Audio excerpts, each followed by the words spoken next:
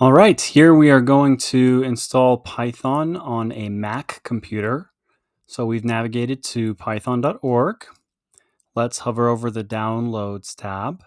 It detects that we're on a Mac computer and we'll install the latest version, which for us right now is Python 3.12. For you, it may be something different. I've already installed this on my machine, but we'll do it again. And we'll just go through the setup and continue through and accept the agreements and install. We can also customize if we want to install it in a different location. I'm proceeding with the installation in the default location. Okay.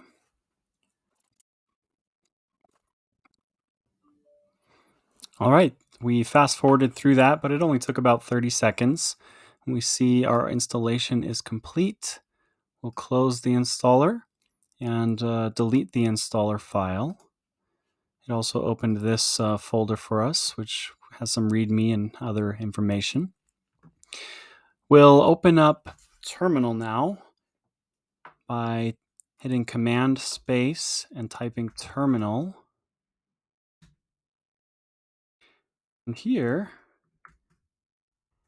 type Python --version. If a version shows up, I already have Python installed, which is 3.11 for me, but for you it would be 3.12 or whatever version you installed. Then that means that Python is installed.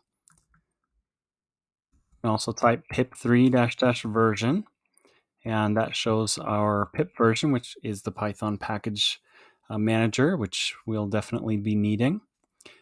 And we can also type idle3, and that will open up idle, which is the IDE for Python that comes out of the box.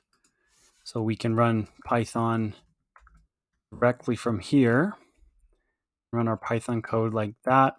Also, just at terminal, we can type Python and run Python straight from here as well. So we now have verified that our installation is successful and we can run Python code on our Mac computer.